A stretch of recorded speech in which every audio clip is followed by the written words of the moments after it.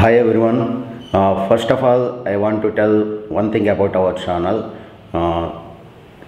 The content of the channel is mainly directed to motivate the child towards the healthy lifestyle.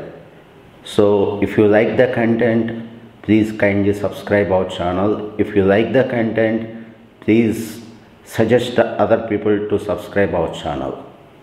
So coming to our topic scorpion bite. చిన్నపిల్లలని చాలామంది villages నుంచి scorpion బైట్తో తీసుకొస్తారు, తేలు కుట్టిందని తీసుకొస్తారు. వాళ్ళు first అడిగే ప్రశ్న ఏంటంటే స్కార్పియన్ బైట్ అనేది డేంజరా, ప్రాణం మీదకి వస్తుందా అని అడుగుతారు. చెప్పాలంటే స్కార్పియన్ బైట్ ఈజ్ డేంజర్. మనం కరెక్ట్ టైంలో ట్రీట్మెంట్ ఇవ్వకపోతే మాత్రం పిల్లల ప్రాణం మీదకి వస్తుంది, ప్రాణాలు పోయే అవకాశం కూడా ఉంది. ఎక్కువ శాతం సౌత్ ఇండియాలో చాలా స్పీసెస్ ఆఫ్ స్కార్పియన్స్ ఉన్నాయి, బట్ ఎక్కువ శాతం వచ్చి 2 స్పీసెస్ మనం కనిపిస్తాయి. ఒకటి వచ్చి బ్లాక్ స్కార్పియన్, రెండోది వచ్చి రెడ్ స్కార్పియన్. ఈ రెండు కూడా they are dangerous, they are toxic. But when compare to black scorpion, red scorpion is more dangerous. So ఎవరైతే పిల్లల్లో ఈ రెడ్ స్కార్పియన్ కుట్టిందో వాళ్ళలో మనం కొంచెం అగ్రెసివ్గా ట్రీట్ చేయాలి. ఫాస్ట్ ట్రీట్మెంట్ అనేది చాలా ఫాస్ట్గా ఇనిషియేట్ చేయాలి, లేదంటే వాళ్ళ ప్రాణం మీదకి వచ్చే అవకాశం ఉంది. యూజువల్లీ చిన్నపిల్లలు ఏంటంటే తేలు కుట్టినప్పుడు లక్షణాలు అనేవి 30 నిమిషాల నుంచి 6 గంటల లోపు స్టార్ట్ అవుతాయి. ఇంపార్టెంట్ సిమ్టమ్ ఏంటంటే ఎక్కడైతే తేలు కుట్టిందో అక్కడే విపరీతమైన పెయిన్. ఆ పెయిన్ ఎలా ఉంటుందంటే చాలా తట్టుకోలేనంత పెయిన్ అనమాట. చిన్నపిల్లలు ఆ పెయిన్ తట్టుకోలేక విపరీతమైన యాంగ్షియస్గా ఉంటారు. ఆ పెయిన్ కూడా రేడియేటింగ్ పెయిన్, ఎక్కడైతే కుట్టిందో అక్కడ నుంచి రేడియేట్ అవుతుంటుంది పెయిన్. సపోజ్ ఇప్పుడు కాల్ మీద కుట్టేది అనుకోండి, ఆ కాల్లోంచి సట్ట వరకు రేడియేట్ అవుతుంటుంది. ఆ పెయిన్ కూడా మంటతో కూడిన పెయిన్ అనమాట, విపరీతమైన మంట పెయిన్ ఉంటుంది. As the time passes on, time గడిచే కొద్దీ చిన్నపిల్లల్లో బీపీ బాగా పెరగడం, హార్ట్ రేట్ బాగా పెరగడం, విపరీతమైన స్వెట్టింగ్ రావడం వంటివి జరుగుతాయి. ఇంకా టైం గడిచే కొద్దీ వాళ్ళు ఏంటంటే గుండె ఫంక్షనింగ్ అనేది డిఫెక్టివ్గా తయారయ్యి వాళ్ళలో బీపీ తగ్గడం, ఊపిరితిత్తుల్లో నీరు పట్టడం, ఆక్సిజన్ లెవెల్స్ అనేవి తగ్గడం, ప్రాణం మీదకి రావడం అటువంటివి జరుగుతాయి. ఇవి చిన్నపిల్లల్లో తేలు కుట్టినప్పుడు వచ్చే లక్షణాలు అనమాట. చాలామంది ఈ విలేజ్ పీపుల్ ఏంటంటే చిన్నపిల్లల్ని నార్మల్గా ఉన్న పిల్లల్ని తీసుకొచ్చేసి పక్కన తేలు ఉందండి, మా ఊడికి తేలు కుట్టింది అంటారు. సో హౌ టు డిఫరెన్షియేట్, దీన్ని ఎలా డిఫరెన్షియేట్ చేయాలంటే నేను చెప్పిన సిమ్టమ్స్ బట్టి, ఎందుకంటే తేలు కుడితే వాడికి విపరీతమైన పెయిన్ ఉంటుంది. సో ఆ చైల్డ్ అనేవాడు కామ్గా ఉండలేడు, విపరీతమైన ఏడము, యాంగ్షియస్గా ఉండడము, స్వెట్టింగ్ రావడము, పెరిఫెరీ స్కూల్ అంటే కాళ్ళు చేతులు విపరీతంగా చల్లబడిపోవడము, బీపీ బాగా పెరగడము, ఒక స్టేజ్ వచ్చేటప్పటికి బీపీ తగ్గిపోవడం అటువంటివి ఉంటాయి. సో ఇవన్నీ ఏమంటే వాడిలో తేలు కుట్టలేదని, ఈ సిమ్టమ్స్ ఏమన్నా మనకి చిన్నపిల్లల్లో కనిపిస్తే వాళ్ళలో తేలు కుట్టిందని. So this is how to differentiate scorpion bite అనమాట. చిన్నపిల్లలని తేలు కుట్టి మన దగ్గరికి తీసుకొచ్చినట్టయితే మేము 3 కేటగిరీస్ కింద డిఫరెన్షియేట్ చేస్తామన్నమాట.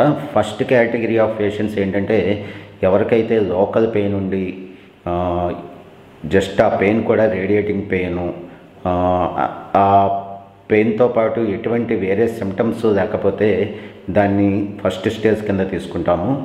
రెండో స్టేజ్ వచ్చేటప్పటికి ఆ పెయిన్తో పాటు రేడియేటింగ్ పెయిన్తో పాటు సిస్టమిక్ కంప్లైంట్స్, అంటే సపోజ్ వాడికి బీపీ బాగా పెరిగిపోయినా, హార్ట్ రేట్ పెరిగి, సివియర్ స్వెట్టింగ్ ఉండి, ఏమైనా ఇబ్బందులు అంటే ఆక్సిజన్ శాతం తగ్గడం కానీ, లైట్గా ఆయాసం రావడం కానీ అటువంటివి ఉంటే రెండో స్టేజ్ కింద తీసుకుంటాము. ఇంకా మూడో స్టేజ్ వచ్చేటప్పటికి ఇట్స్ వెరీ డేంజరస్.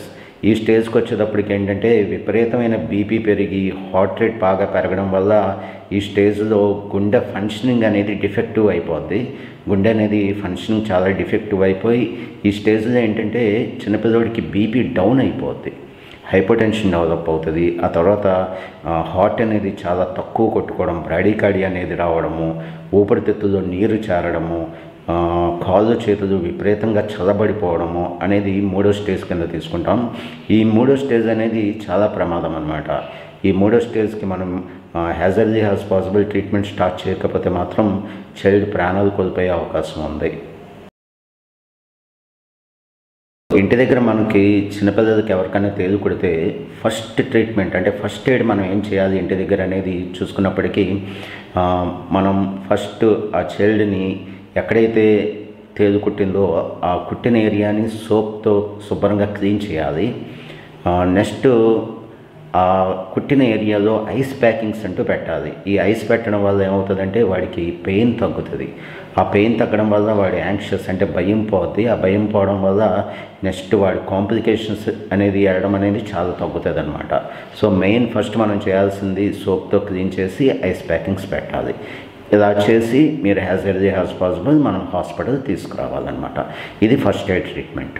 ఇంకా ట్రీట్మెంట్కి వచ్చేటప్పటికి ఫస్ట్ స్టేజ్ అంటే పిల్లల్లో ఫస్ట్ స్టేజ్ మనం చూసినట్టయితే వాళ్ళకి మెయిన్ మనం ట్రీట్మెంట్ అనేది డైరెక్టెడ్ టువర్డ్స్ పెయిన్ రిలీఫ్ అనమాట. ఆ పెయిన్ తగ్గించడం అనేది మెయిన్ చూడాల్సి ఉంటుంది. ఈ పెయిన్ తగ్గించడం అనేది యూజువల్లీ మనం ఏంటంటే జైలోకేన్ అనేది టెస్ట్ డోస్ ఇచ్చిన తర్వాత ఆ ఏరియా ఎక్కడైతే కుట్టిందో ఆ ఏరియాలో జైలోకేన్ అనేది ఇన్ఫిల్ట్రేట్ చేస్తామన్నమాట. ఆ ఇన్ఫిల్ట్రేట్ చేయడం వల్ల ఏమవుతుందంటే ఆ ఏరియా తిమ్మిరెక్కి ఆ పిల్లోడికంటూ ఆ పెయిన్ తగ్గి వాడి యాంగ్షియస్ అంటే భయం అది పోతుంది. ఇది ఫస్ట్ స్టేజ్లో మనం చేసే ట్రీట్మెంటు. దాంతోపాటు మనం ఏంటంటే పెయిన్ కిల్లర్స్ ఇవ్వడము ప్లస్ ప్రజోసిన్ అనే ఒక డ్రగ్ ఉంటుంది. ఆ డ్రగ్ 2 or 3 డోసెస్ ఇస్తాము. ఈ ఫస్ట్ స్టేజ్లో ఏంటంటే చిన్నపిల్లల్లో అంత ప్రాణాపాయం ఉండదు. ఇంకా 2-3 స్టేజ్లు వచ్చేటప్పటికి వాళ్ళని కంపల్సరీ మనం హాస్పిటలైజ్ చేయాలి. వాళ్ళని క్లోజ్ మానిటరింగ్ అంటే వాళ్ళ హార్ట్ రేట్ మీద బీపీ మీద క్లోజ్ మానిటరింగ్ అంటూ చేయాలి. వీళ్ళలో మనం ఏంటంటే ఆక్సిజన్ లెవెల్స్ తగ్గితే ఆక్సిజన్ పెట్టడము, బీపీ పెరిగితే బీపీకి ట్రీట్మెంట్ ఇవ్వడము. ఒకవేళ థర్డ్ స్టేజ్ వచ్చేటప్పటికి ఒకవేళ బీపీ ఏమైనా బాగా డౌన్ అయిపోతే డొబిటమైన్ అనే డ్రగ్ పెట్టాల్సి ఉంటుంది.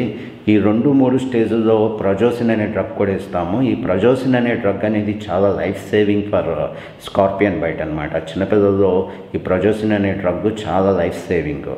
చాలామంది పిల్లలు ఈ ప్రజోసిన్ డ్రగ్ అనేది మనం ఇంట్రడ్యూస్ చేసిన తర్వాత ఈ ప్రాణాపాయం అనేది చాలామందిలో మనము లేకోకుండా చూస్తున్నాం అనమాట చిన్నపిల్లల్లో. సో ఈ first stage, second stage and third stage అనేది ఈ ట్రీట్మెంట్ ఎలా ఉంటుంది.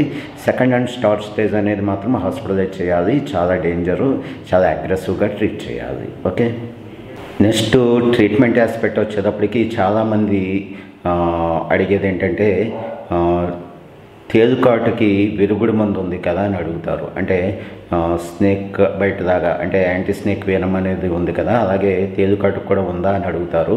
ఎస్ ఉంది. అదేంటంటే యాంటీ స్కార్బటిక్ వేనం అంటాము. బట్ అది ఇండియన్ స్పీసెస్ ఆఫ్ స్కార్పియన్స్లో ఎంతవరకు పనిచేస్తుంది అనేది మాత్రం అంత క్లియర్గా లేదు. అది అంత ఎఫెక్టివ్ కాదని చెప్తారు.